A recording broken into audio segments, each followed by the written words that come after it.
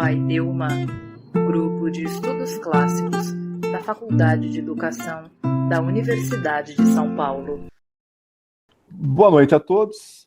No episódio de hoje, faremos a leitura 5 e 6 do texto da Educação das Crianças de Plutarco. Vou agora falar sobre alimentação. É necessário, assim penso, que as próprias mães alimentem os filhos e os amamentem.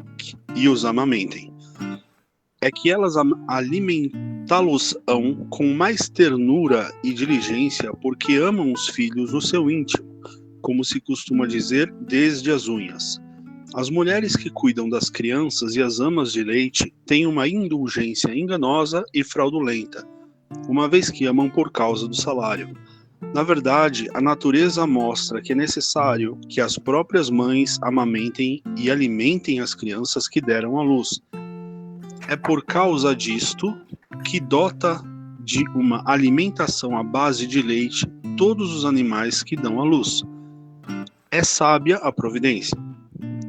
Deu 2 seios às mulheres, para que no caso de nascerem gêmeos, tivessem uma dupla fonte de alimento. A parte disto, elas seriam mais benévolas e carinhosas com os filhos e, por Zeus, com razão. Na verdade, o fato de crescerem juntos reforça os laços afetivos. Os animais, por exemplo, quando se separam daqueles com quem comiam, sentem saudades. Defendo, em absoluto, que as próprias mães devem alimentar os filhos. Se por acaso não forem capazes, por causa de uma enfermidade física, esta circunstância poderá suceder, ou por estarem a preparar o nascimento de outros filhos, não se devem escolher ao acaso as mulheres que cuidam das crianças e as amas de leite. O melhor é escolher as mais virtuosas, em primeiro, com costumes à maneira grega. Como é necessário que os membros do corpo das crianças sejam modelados corretamente desde o nascimento para que cresçam direitos e sem defeito. Assim também convém, desde o início, orientar os costumes das crianças. Em verdade, a infância é fácil de formar e é flexível, pois ainda se consegue dissolver os ensinamentos nas almas delicadas das crianças. O que é duro dificilmente se suaviza. Tal como os selos se imprimem na cera delicada, também os ensinamentos nas almas dos que ainda são crianças. Parece-me que o divino Platão, de forma apropriada, aconselha as amas a não contarem às crianças um conto qualquer, para que não suceda que suas almas se manchem, logo de início, com loucuras ou corrupções. O poeta Focílides refuta isso muito bem ao aconselhar: é necessário que ainda na infância aprendam as ações virtuosas. É por isso que não convém descuidar o seguinte: os jovens escravos que estão destinados a servir os filhos desses pais e a acompanhá-los devem ser escolhidos, acima de tudo, pelo seu caráter virtuoso e, com certeza, devem falar a língua grega com fluência, para que com o convívio junto de bárbaros, com costumes perversos, eles não se deixem contagiar pelos seus vícios. O que falam por meio de provérbios dizem, com verdade, que quem vive perto de um coxo aprende a coxear. Cuidado na escola dos pedagogos e dos professores. A ideia como bem suprema, né? Eu queria acrescentar outras coisas para a gente discutir, além dessas. Bruno, falar alguma coisa? Eu só queria destacar que esse ponto que você colocou aqui no chat, né, a importância da amamentação pela mãe, é uma coisa que me chama bastante atenção, como se isso fosse um problema à época de Plutarco, como se isso não fosse mais um costume, pelo menos entre algumas mulheres ou pelo um determinado extrato social. Mas todo o resto é de fato uma emulação dos princípios que Platão estabelece na República para a educação das crianças, né? Quase de fato uma paráfrase aqui. Exato. Plutarco é um neoplatônico, né? Ou melhor dizendo, nós usamos um médio platônico, talvez, tardio, né? Nós usamos o termo neoplatônico para qualquer um que vem depois de Platão, né? Ele mesmo se consideraria, ao que parece, podemos dizer que ele se consideraria um platônico, um seguidor de Platão, mas não hesitaria também, não hesita de se referir a outros autores conforme a sua necessidade, mas a base do pensamento dele, nós precisamos da estrutura, é dada pela obra de Platão. Eu acho que ele se definiria um seguidor de Platão. Essa ideia do neoplatônico, né? É algo posterior. Mesmo Plotino não se considera neoplatônico, se considera platônico. Mas é isso. Eu marquei aí no chat umas coisas que eu achei legal, ao lado daquelas que o Armando colocou. E o que o Bruno falou, né? A importância da amamentação. Isso é interessante, porque eu lembrei ao ler esse trecho, ao ouvir vocês, né, lerem esse trecho, ou Cassiano ler esse trecho, eu lembrei digamos, da mania, ou da moda de amamentar as crianças na nobreza, provocada pela obra O Emílio de Rousseau. Né? O Emílio de Rousseau foi uma obra que provocou uma onda de adesão à amamentação por parte das mulheres da nobreza, que, via de regra,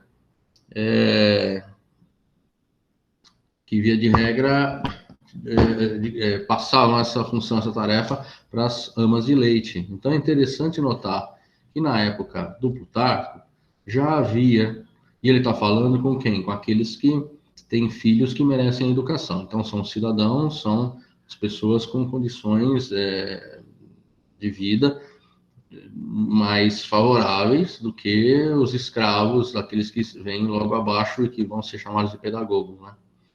Então tinha isso, a nobreza passava para outras mulheres, as mulheres nobres passavam para outras mulheres, as amas de leite, muitas vezes a amamentação da criança. Algo que para nós nos soa estranho, né? Nos soa curioso, porque está ligado a uma imagem que a gente tem da mãe, né? Que toda mãe vai querer amamentar o filho e só não faz isso por aquilo que ele diz no texto, por motivos de saúde. No caso, ele indica que havia, muitas vezes, a situação em que a mãe deixava de amamentar o filho, a criança, por outras considerações que não é de saúde, né? Eu imagino que a amamentação devia ser bastante coletiva, né? Porque muitas mulheres não têm o leite natural, ou mesmo têm muita dificuldade de iniciar a amamentação e tal. Então, numa época que não tinha o tal do leite ninho, não, essas coisas, né?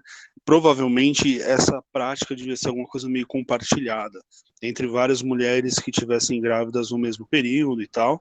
Uhum. E ele deve estar preocupado justamente com a contaminação entre mulheres gregas e mulheres não gregas, entre mulheres virtuosas e não virtuosas, e etc., né? Essa é uma questão que aparece.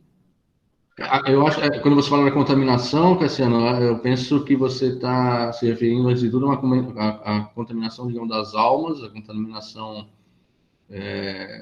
da natureza dessas crianças, que deveriam sempre ser formadas à moda grega, né?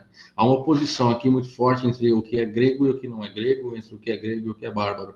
O bárbaro deve ser evitado, tudo que é bárbaro. E o que é o bárbaro? O bárbaro é o não grego.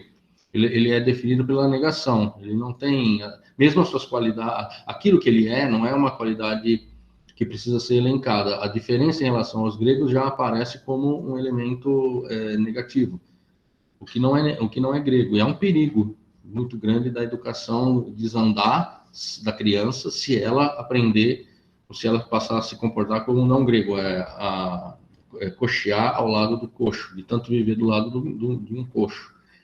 Há esse perigo. Aí uma outra coisa é a questão do pedagogo, né? O pedagogo é um escravo. O pedagogo, quando ele fala do escravo que vai acompanhar a criança, que vai levar a criança, que vai ficar com a criança, precisa ser um escravo que saiba falar grego fluentemente e que seja virtuoso. Do mesmo modo, deve ser virtuosa a ama de leite. Há uma preocupação com a virtude, uma preocupação com o caráter moral da educação, desde o início, uma preocupação com o caráter moral da educação. É o que há de mais forte. Não uma preocupação que se dê, antes de tudo, com o caráter, digamos, cognitivo do processo educacional, mas o caráter moral do processo educacional. Isso é uma outra diferença que a gente percebe com a experiência que nós temos na modernidade. Não que não haja, obviamente, preocupação com o caráter moral hoje ou com o caráter cognitivo naquele tempo, mas um estava subsumido no outro. Há uma dificuldade hoje de lidarmos, na educação, há uma dificuldade hoje de lidarmos com o vocabulário e com a gramática da moralidade, do ético. Há uma dificuldade de lidarmos com isso, porque nos parece muitas vezes que estão sendo, de algum modo, invasivos em relação a uma personalidade, em relação a uma individualidade que precisa se desenvolver por si mesma, precisa florescer. Essa intervenção, tendo em vista uma virtude que é, obviamente, externa à criança, que recém-nascida, muito nova, parece a nós modernos, depois de Rousseau, depois das pedagogias ditas renovadas, libertárias, parece muitas vezes, ou quase sempre, uma intervenção inadequada, indevida, né? Quem vive perto do coxo aprende a coxar faz alusão ao exemplo da educação produzida, valores, crenças, costumes e grupo social. Isso, Carlos. Diga-me com quem andas e eu te direi quem és. É essa a ideia.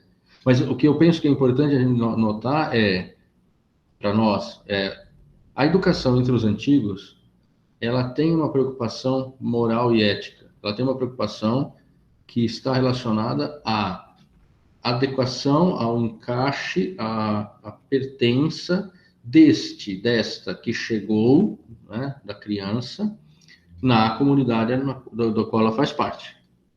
Isso é mais importante, parece mais importante imediatamente do que a preocupação com o aprendizado de certos conteúdos, e mais à frente vai estar conectado ao aprendizado de certos conteúdos. A ideia, por exemplo, socrática, platônica, de que que a virtude pode ser ensinada, que a virtude pode ser aprendida, de que a virtude é algo que se aprende, a virtude é alguma coisa que se adquire pelo conhecimento, não só, né, nós veremos em Platão, mas muito claramente em Aristóteles, a ideia de que a virtude é um hábito, que é necessário que nós repitamos e repitamos hábitos bons e virtuosos para nos tornarmos virtuosos.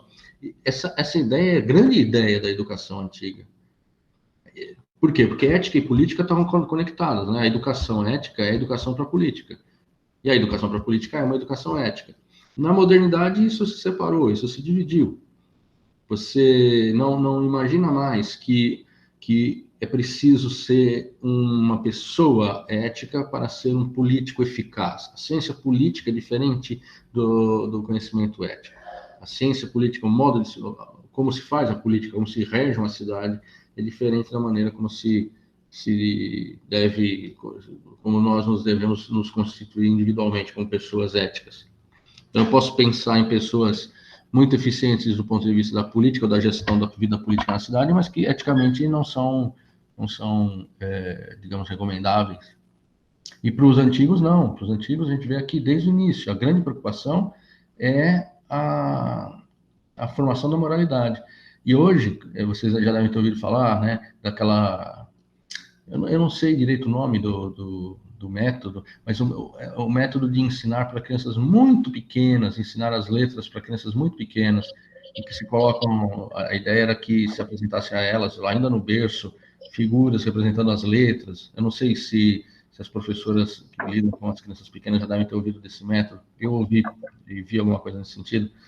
Desde muito cedo, você tentar fazer com que a criança se acostume com os sinais das letras e tudo mais. Notem, há uma preocupação aqui que não é uma preocupação ética, mas uma preocupação, digamos, didática, epistemológica, uma preocupação de fazer com que a criança conheça algo que é diferente do ético.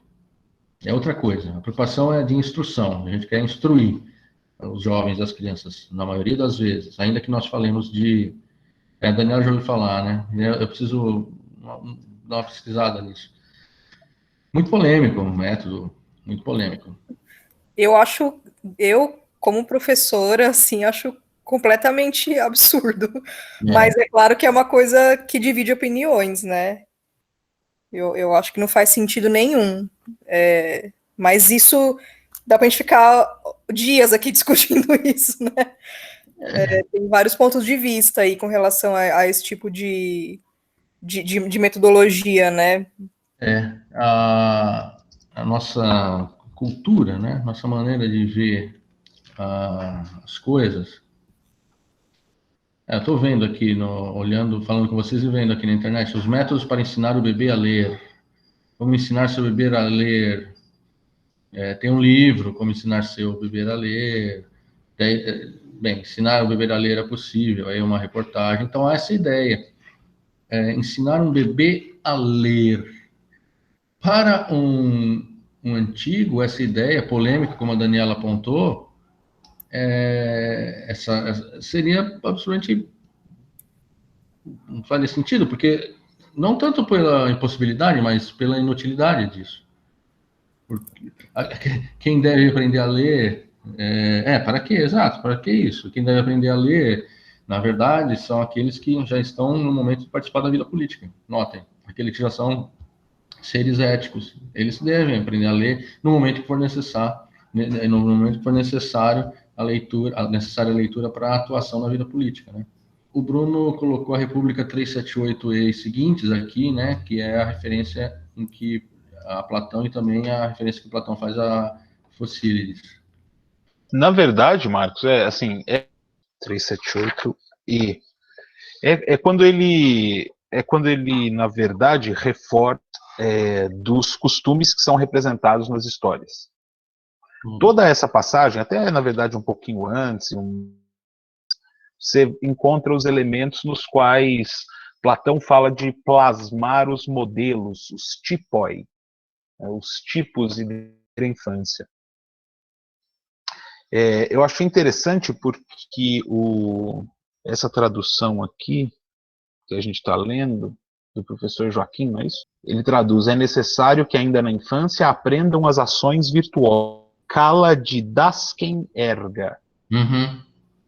A professora Maria Aparecida traduz como ensinar as belas obras.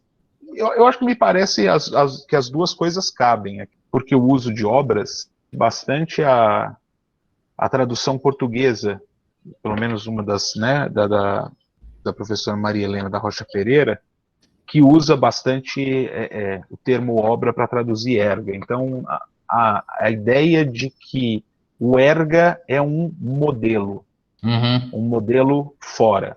Eu acho que a ideia da ação traz também essa ideia da interiorização do modelo pelo convívio com ele. Sim. É isso mesmo, eu concordo com você.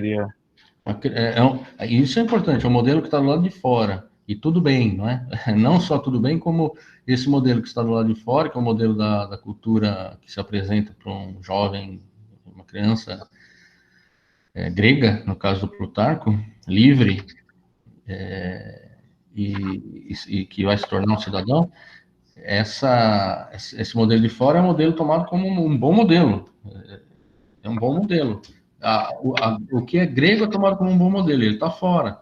Fazer as belas obras, agir de uma maneira adequada, agir como se espera, é considerado algo bom, porque agir como se espera é agir conforme o modelo. A educação grega, de modo geral, e a educação antiga, de modo geral, entre todos os povos antigos, é uma educação pelo modelo. Continua até hoje. Você aprende a ser uma pessoa agindo conforme o grupo espera que você haja. É interessante pensar nisso. Nós falamos, os gregos são etnocêntricos, porque eles dizem sempre eles em primeiro lugar e fora deles os bárbaros. Além, né, para fora os bárbaros. O que é bárbaro não é bom, tá bom. Eles são etnocêntricos? São etnocêntricos. Mas, bem, são etnocêntricos praticamente todos os povos antigos são etnocêntricos. Né? Se nós pensarmos nos nossos índios mesmo, os nomes, os etnônimos que eles dão a si mesmos, né?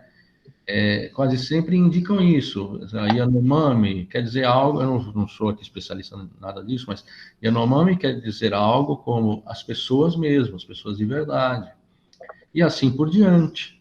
O termo pelo qual os índios, muitos dos índios brasileiros, por exemplo, se denominam, esse termo, ele quer dizer as pessoas mesmo, os seres humanos, contrariamente aos outros, que não seriam realmente humanos. Os humanos são os pertencentes a essa comunidade. Então, isso é muito comum, né? Na experiência antropológica, o conhecimento antropológico nos mostra isso de uma maneira muito comum. Quem é o humano? O humano é o verdadeiro humano sou eu, em relação ao outro, né? Agora, essa ideia do modelo externo é uma ideia que eu acho que é bastante rica, interessante para nós. Por quê? Porque nós temos uma dificuldade, ainda que na nossa prática, como professores, nós sempre nos refiramos a modelos externos na nossa prática docente. E penso, por exemplo, nas professoras, nos professores que lidam com as crianças pequenas. A toda hora aparecem momentos em que nós dizemos para as crianças que isso não é bom, ou que não... A educação dos primeiros anos, ela é muito marcada pela educação moral, pela educação ética. No sentido do modelo. Quando eu digo para a criança, isso não é bom, eu estou apelando para um modelo, estou dizendo a ela que existe um modelo que ela deve seguir, e que ela não deve fazer isso. Ela não deve, por exemplo, jogar a comida que ela recebe no chão. Por quê? Porque isso é feio. Feio é a palavra que mais a gente usa, né? E a olha, educação pela estética, né? Exato, e a conexão disso, Cassiano, com aquilo que aparece em Platão e aparece na cultura grega de modo geral, na filosofia grega de modo geral, que é a conexão entre o belo, o bom e o justo, né? Exatamente. E o correto. Nós dizemos, que bela macarronada, mas nós não estamos admirando a beleza da macarronada, nós estamos admirando uma qualidade que ela tem, que é outra, a qualidade de ter um gosto bom. Do mesmo modo, quando eu falo para a criança, olha, isso é feio, eu estou dizendo que aquela ação é feia. Essa ideia de que uma ação viciosa, ela é feia, é uma ideia que aparece em Platão, aparece no Sócrates de Platão. O Sócrates de Platão vai, por exemplo, no Gorgias, entre outros exemplos. O banquete também, né, Marcos? A contemplação dos belos corpos, as belas ideias. Exato, essa conexão entre o que é belo e o que é bom é tipicamente platônica. Mas notem, é um modelo que existe, digamos, fora, é um modelo que independe da nossa experiência no mundo, no sentido de que ele não é um modelo que nasça das nossas particularidades, não é alguma coisa que nós inventamos, mas é um modelo que está posto do lado de fora, seja no mundo das ideias, para Platão, no mundo das formas, no reino das formas, seja na própria tradição, para outros autores, para a poesia, como Focílides, ou para autores como Isócrates. O que é certo é apresentado pela tradição, mas está fora. Aí hoje se coloca essa questão, como que nós lidamos hoje na educação com isso? Uma educação pelo modelo.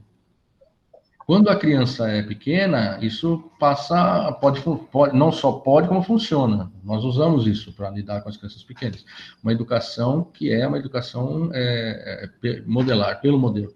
Conforme nós vamos ficando mais velhos, a ideia de um modelo mesmo é colocada em questão na nossa cultura. Ter um modelo. Na verdade, o ideal é não ter modelo nenhum. Idealmente, nós ouvimos... Eu sempre falo disso, vocês estão cansados de me ouvir falar isso, mas nós ouvimos slogans do tipo assim, venha para cá, para essa escola, porque aqui nós desenvolveremos todas as potencialidades dos seus alunos. Sim, é um equívoco, porque é impossível desenvolver todas as potencialidades. Para eu desenvolver uma potencialidade, eu preciso negar a outra potencialidade. E aí isso implica no quê? Isso implica num critério. Qual é o critério que se tem? Qual critério eu tenho para desenvolver uma potencialidade e reprimir a outra?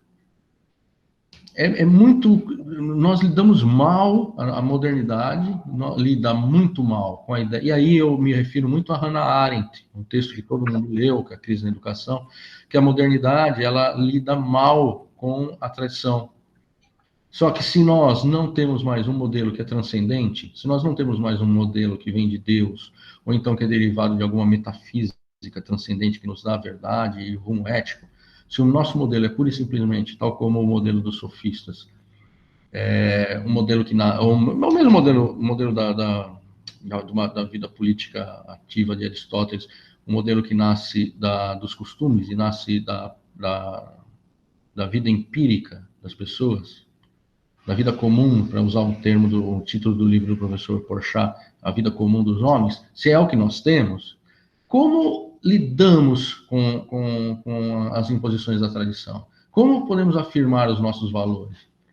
Essa é uma grande questão, um grande problema que nós temos e que nos afasta muito do que os antigos faziam, do que gregos e romanos faziam. Por quê? Porque a tradição era o que eles tinham de mais importante. O que é velho, né? o que é antigo, o que é testado pela vida e pela experiência humana, era valioso. Hoje, especialmente depois, acho, do período romântico, com a grande valorização da expressão individual e particular, tudo aquilo que pareça reprimir uma manifestação original é visto como algo negativo. Né? Eu estou me repetindo aqui, vocês já me ouviram falar disso várias e várias vezes, eu sei que eu canso vocês com isso, mas eu já disse, vocês sabem, eu não sou muito original, eu repito as mesmas coisas inúmeras vezes. Mas, para mim, essa é uma grande questão na educação hoje. Ou seja, como que nós lidamos com a moralidade, com a educação ética? Quais são os critérios que nós temos? E o outro, que o Bruno bem notou, acho que está no livro 2, né, Bruno? Do caráter na República, não é? Do caráter plástico da alma da criança. Plasto, né? Ele usa no infinitivo, né? Platem. Sim, isso, vai no infinitivo, platem, de ser moldável. Aí eu fico pensando, né? Há um debate sobre isso. Nós devemos deixar os nossos filhos, nossas crianças de 2 anos, 3 anos assistirem filmes violentos? Nós devemos deixar com que as crianças brinquem com videogames em que se matam as pessoas? Nós devemos deixar que as nossas crianças assistam filmes em que, sei lá, tenham cenas de morte, ou sexo, ou coisas que nós consideramos que talvez elas não devessem assistir? Isso é o quê? Isso é bom, né, termos essa censura ou não? É uma discussão que está aí, né, que está acesa, né? Mas e a repercussão disso, quando a gente tem essa pauta moral sendo muito fortemente colocada no âmbito do poder público. Recentemente a gente teve aí uma fala do nosso ministro da Educação, dizendo categoricamente que os livros para as crianças no ensino fundamental desconstroem o mundo inteiro, e por isso nós estamos aí criando já uma geração de nihilistas, de pessoas completamente desvinculadas de qualquer valor. O ministro da Educação, Milton Ribeiro. A grande moda dos sociólogos e dos filósofos e de algumas correntes políticas hoje é destruir tudo, desconstruir tudo, mas o pior, não se coloca nada no lugar, deixa um vazio. É por isso que os nossos jovens e adolescentes estão com esse vazio existencial que os leva a não viver com nenhum tipo de propósito, a tirar a própria vida. Nós temos hoje no Brasil, motivados, creio eu, meu diagnóstico, por essa quebra de absolutos e de certezas, verdadeiros zumbis existenciais. Mas aí que está, dizer que o ministro é um reacionário, está certo, porque ele é mesmo, mas não responde adequadamente, né, a questão.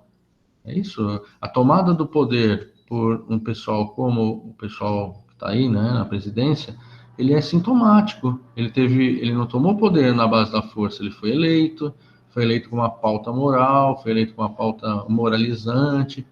Como é que a gente elabora isso para dar uma resposta que não seja puramente reativa. Mas a Daniela gostaria de falar. Diz, Daniela.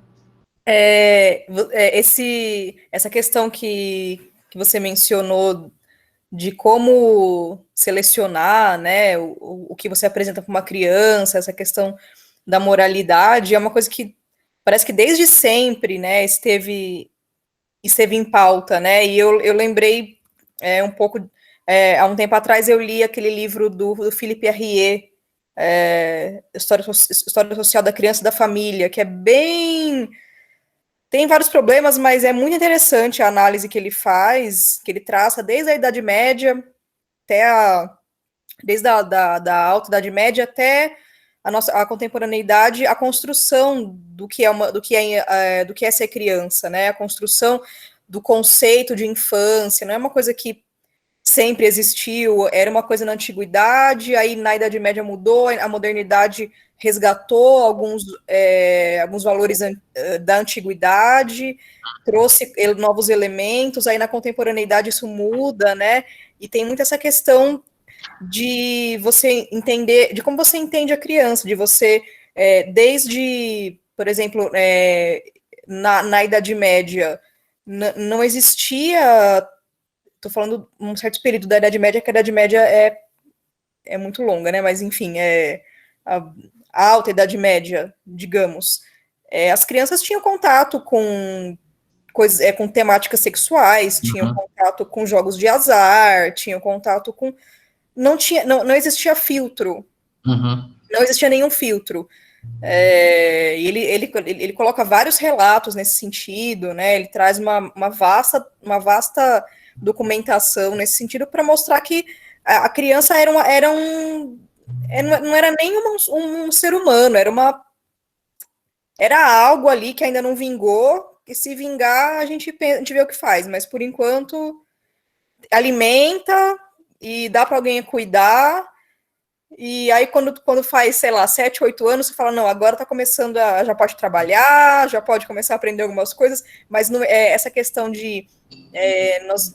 do afeto pela criança, o carinho, de ser bonitinho, de ser fofinho, né, essa coisa o Arrier usa muito o termo criança-brinquedo, né, de ser um divertimento pro adulto, porque é bonitinho, você brinca, você faz gracinha, é uma coisa muito, muito nova, muito contemporânea, né, e é uma coisa que hoje ainda está em discussão, né, quando você fala, a gente deve deixar a criança fazer o que ela quiser, conviver com qualquer coisa, isso realmente é relevante, né, isso realmente tem uma influência futura, né.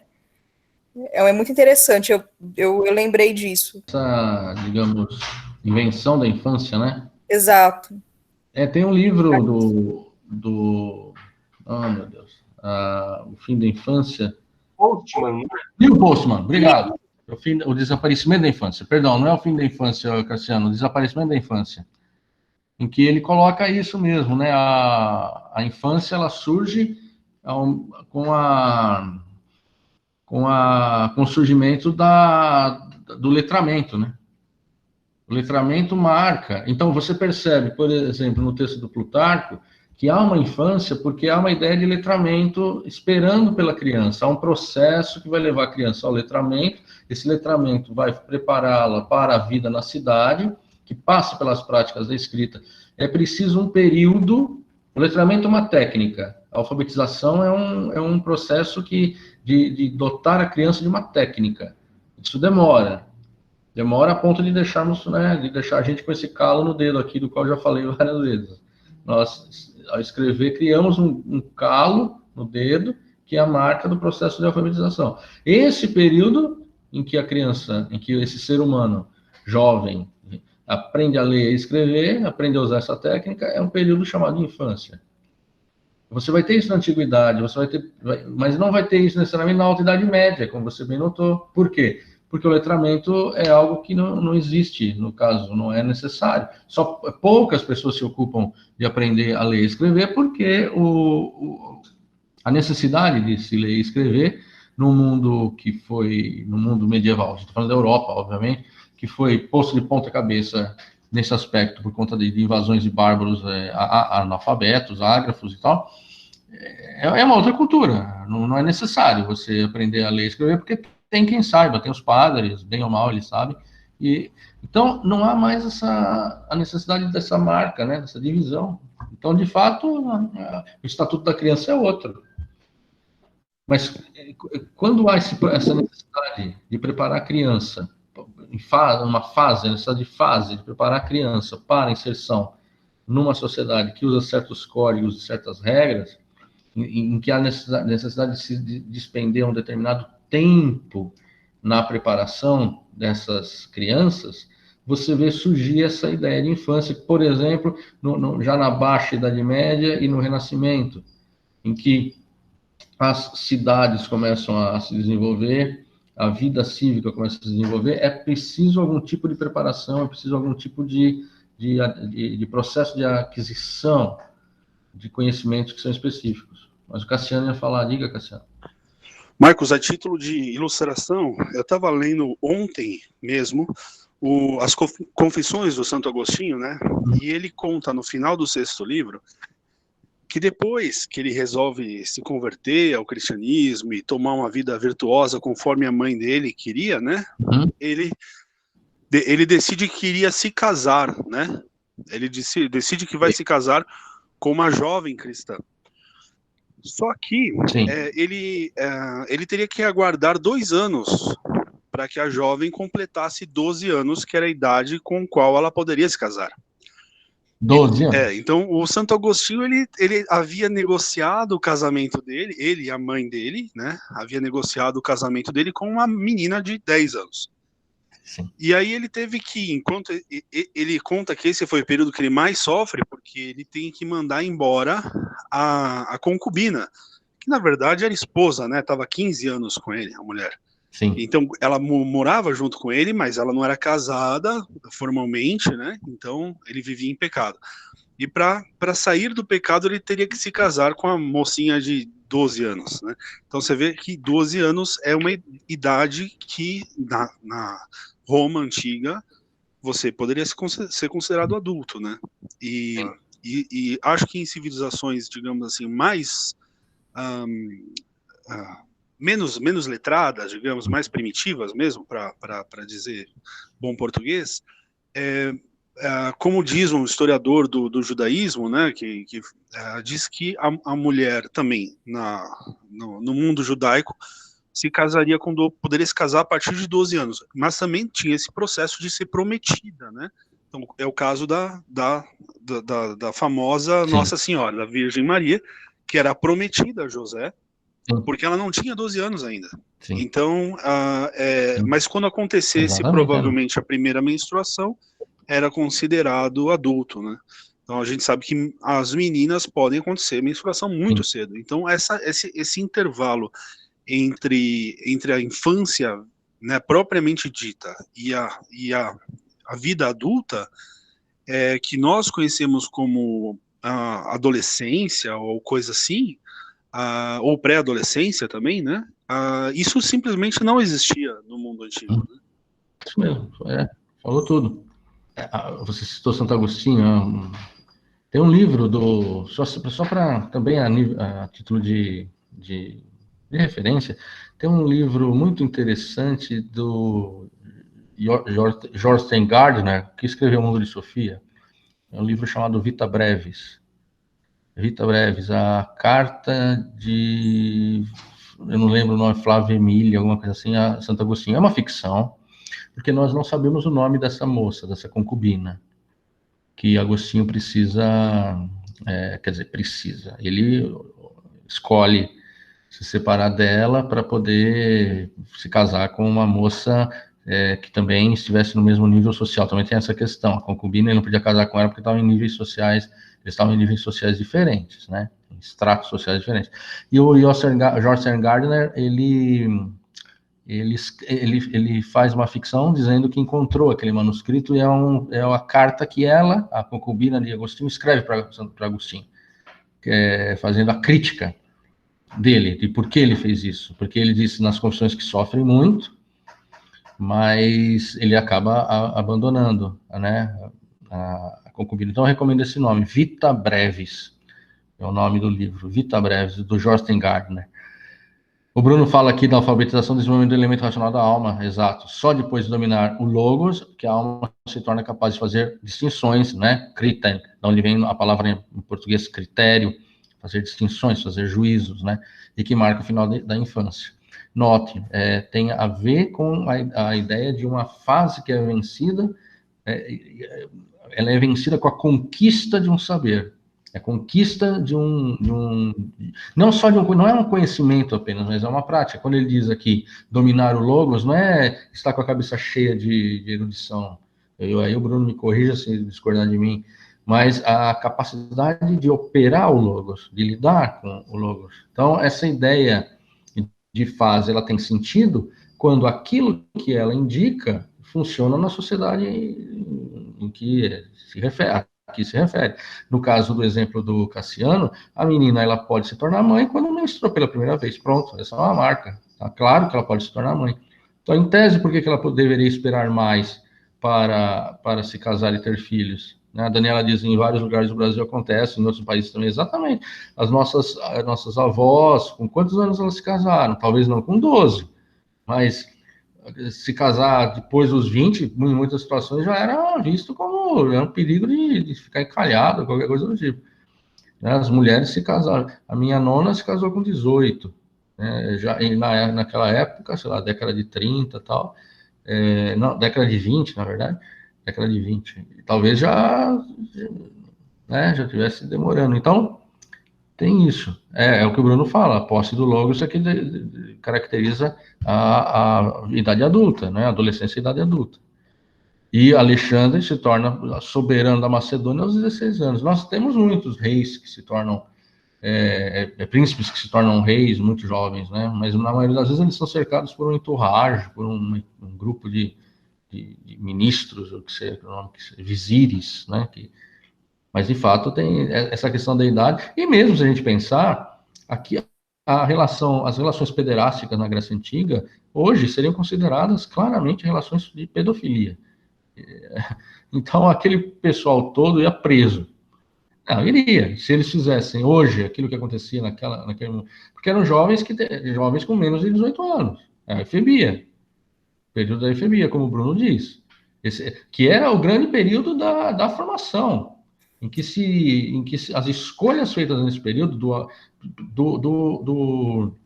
do amado, as escolhas que o menino fazia ao permitir ser o amado de este ou daquele amante,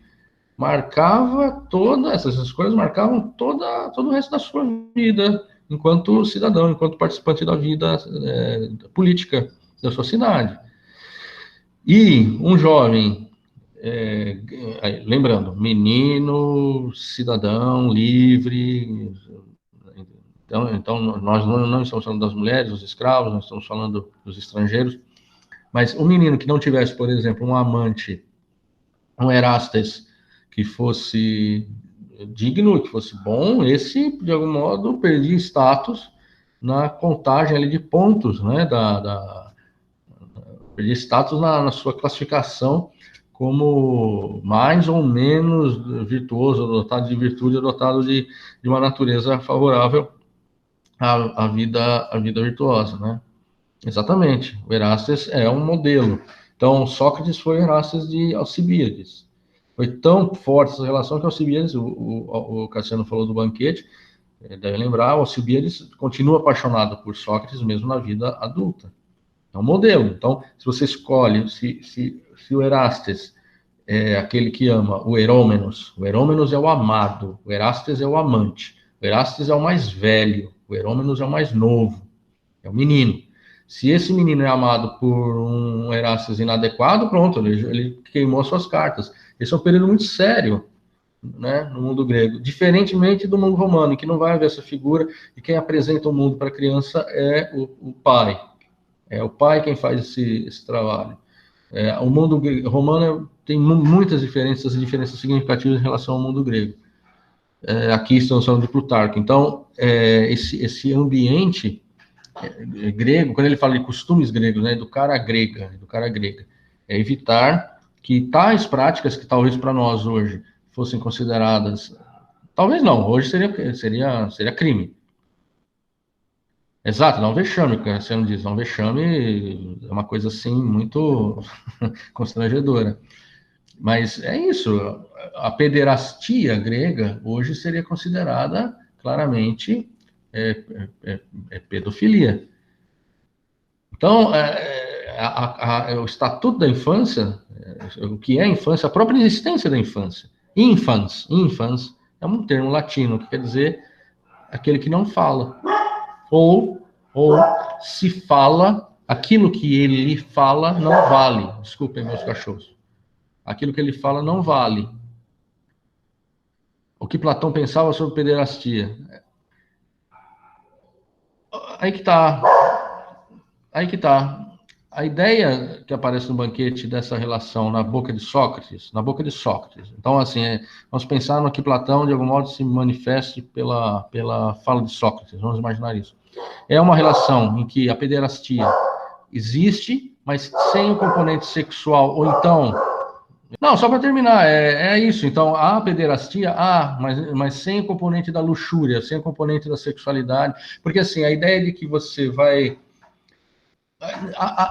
A questão da sexualidade era muito mais fluida entre os gregos, né? Muito mais fluida. Então, não tem um corte que diz assim, ó, você é homossexual ou heterossexual até aqui, corta, agora você mudou. Agora você é homossexual e daqui para lá quem não se é homossexual, entende?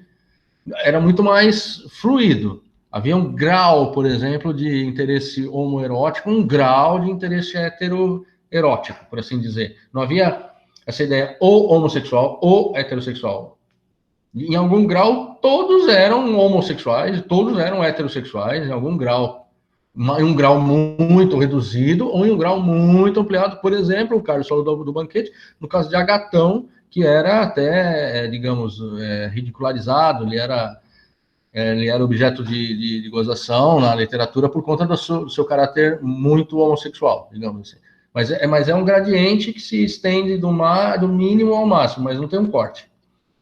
Só que esse interesse, então, do homem mais velho pelo menino, pelo jovem, pelo efebo, ele, para Platão, não poderia ou não deveria ter o componente erótico carnal, componente da luxúria, né? Aquilo que o Bruno escreveu, o amor que não se corrompe em luxúria. A luxúria, o prazer.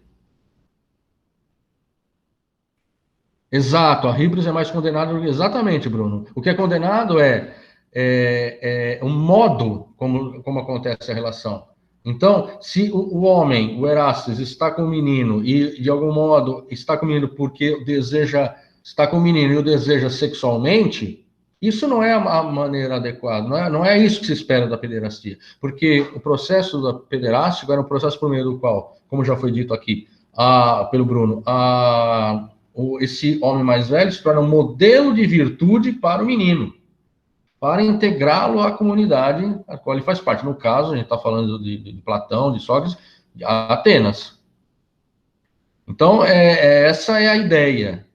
Não havia, como o Bruno bem disse, não havia uma crítica com quem você se relacionava, mas um modo. Então, por exemplo, olha só que curioso, um Erastes, que corrompesse o Herômenos, praticando com ele um sexo, para dizer tudo, praticando sexo anal com ele.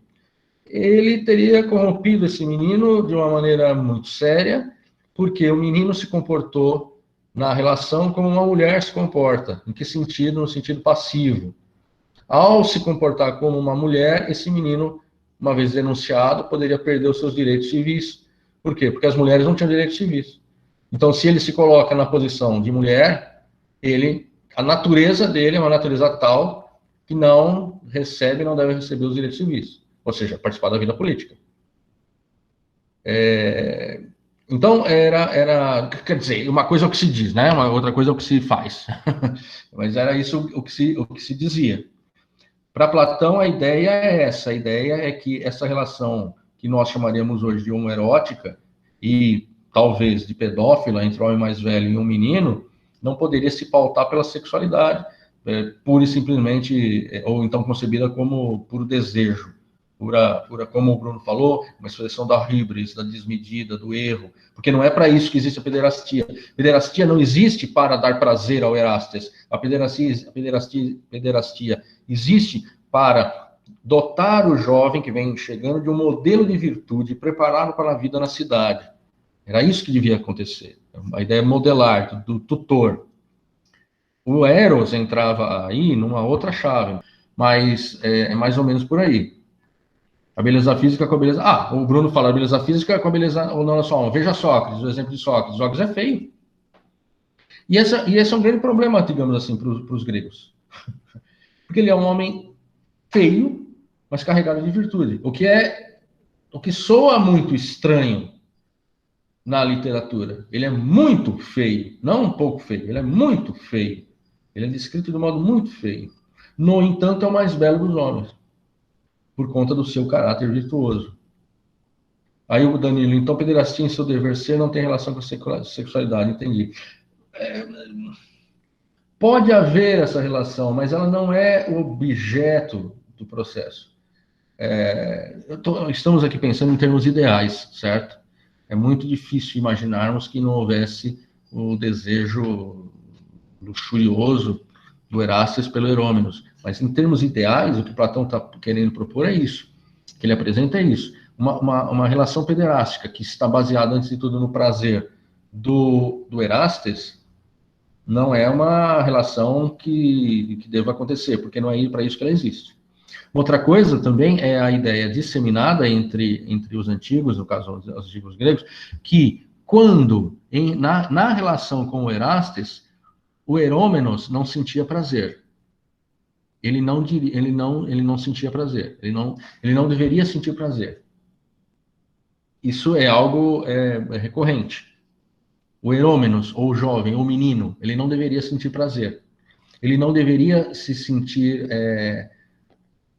por exemplo, uma vez violentado, como no exemplo que eu dei anteriormente, uma vez violentado daquela maneira, ele não poderia sentir prazer. Se ele sentisse prazer nessa relação, também seria um grande problema, né? O Bruno disse, nesse caso, que a sexualidade está presente, mas divide uma dimensão virtuosa, que é mais do que, digamos, o aspecto genital da sexualidade, é isso. É mais que o aspecto genital. É isso mesmo, relação entre almas e menos entre corpos. Isso é o que Platão diz, ok? Mas o que nós vemos na iconografia antiga é o quê? É algo que não bate muito bem com isso aí, né?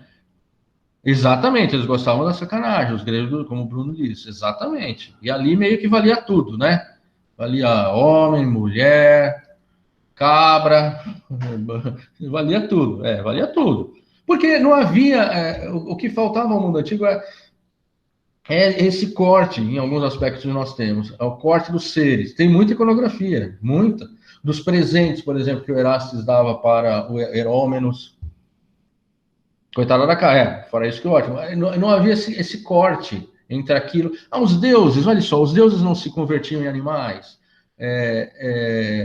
Zeus, ele se converteu em cisne para fecundar a Leda, que botou um ovo, do qual nasceu Helena de Troia, e nasceu o irmão dela, que foi um dos deuses. O irmão de Helena, não lembro, depois vocês... Mas então, botou um ovo, do qual nasceu Helena de Troia, ele se converte em chuva dourada para seduzir uma outra mulher. Quer dizer, olha, chuva dourada, olha o termo que eu usei aqui, hein, traduzido para o inglês, dá um problema sério, né? Lembrei agora. O que é Golden Shower? O que é Golden Shower? Então, havia essa, digamos, isso que eu falei, não havia esse corte, havia essa fluidez ontológica, digamos, entre os seres e também na expressão da sexualidade, o que nós não temos hoje, culturalmente. E não é pouca coisa dizer culturalmente, porque o culturalmente nos determina. Não é um negócio que você fala assim, vou tirar da minha cabeça. Não é. Determina quem nós somos, culturalmente. E também não quer dizer que não existissem os interesses naturais, ou seja, como eu falei antes do Agatão. Ou sei lá. É que eu estou tentando pensar, quem me ajuda aí? Estou tentando pensar em um personagem, um autor, um personagem da filosofia antiga ou da história antiga que fosse claramente heterossexual. Eu não lembro de nenhum.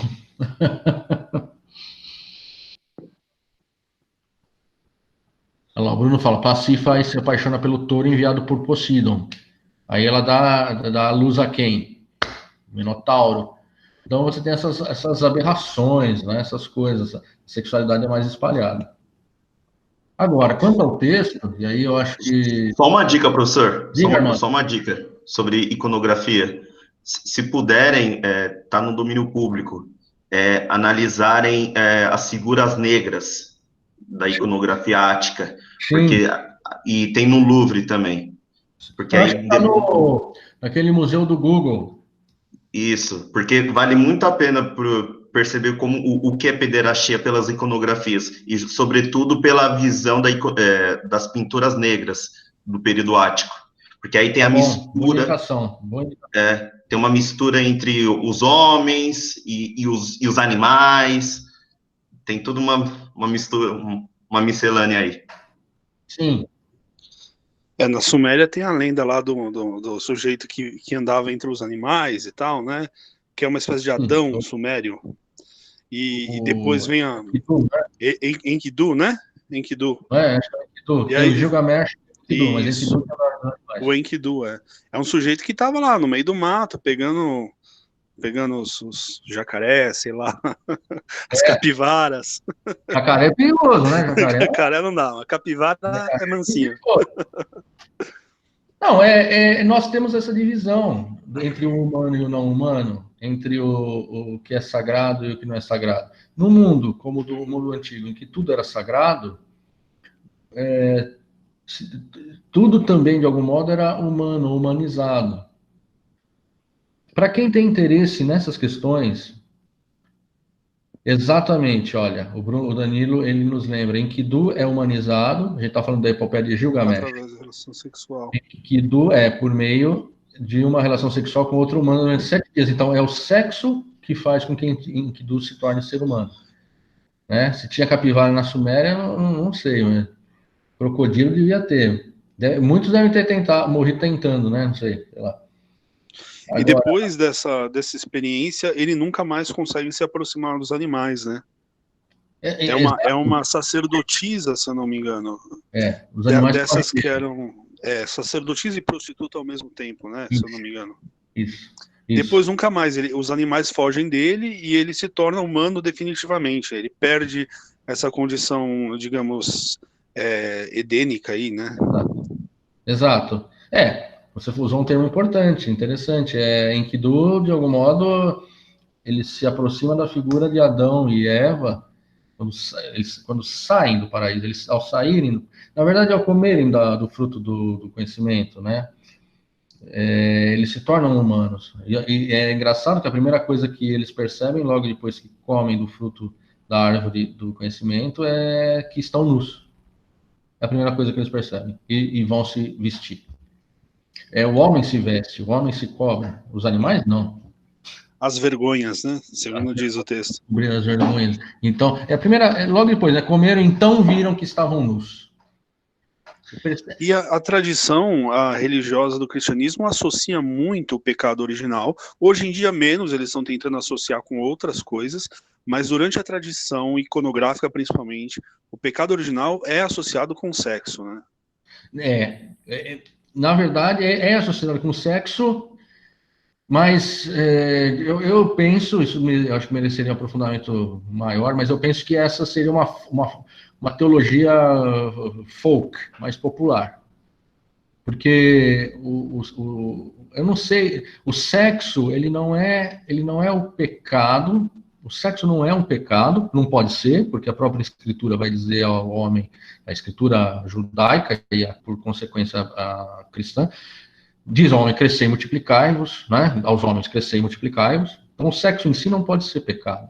A ideia de que o homem, ao tomar conhecimento da sua própria condição, ou seja, é como se ele se desencantasse, ele se desnaturalizasse no momento em que come o fruto da árvore do conhecimento, ele toma conhecimento daquilo que ele é, ele percebe o que ele é. Antes ele estava mergulhado no mundo divino, junto de Deus, enxergava Deus, vivia com Deus. Ao tomar conhecimento daquilo que ele não deveria conhecer, né, ao querer saber aquilo que ele não deveria saber, ao se mostrar, então, ansioso por um saber que está reservado à divindade, ele obtém o que? Obtém a separação. Então, a ideia de separação, ele se torna separado. E aí está o pecado, né? Talvez, eu falo aqui sem muita segurança, mas o pecado de querer saber aquilo que não lhe era destinado a saber, e que vai acontecer em outros momentos, fazer o que não é necessário, o que ele não deve fazer. Por exemplo, na Torre de Babel, novamente, né, a torre, o homem quer construir uma torre para chegar aos céus, e nós vemos isso em várias culturas, quando o homem quer alcançar um saber, um conhecimento que não lhe diz respeito. No próprio banquete, quando os homens, que eram bolas, né, querem alcançar o domínio sobre os deuses, são cortados em dois, né? Olha, o Bruno diz o Cântico dos Cânticos, né? Conhecimento e reconhecimento de sua própria condição humana. O mito do andrógeno, e quando estávamos unidos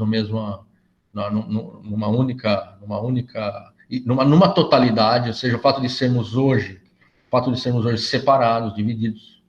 Você falou da gnose. Olha só, o Jaime fala da gnose. E tem a ver com o que você falou, Cassiano. Por que a gnose sempre foi considerada uma heresia por todos os concílios? Por que ela foi sempre considerada uma maneira de compreender a religião equivocada? E hoje nós vivemos mergulhados na gnose.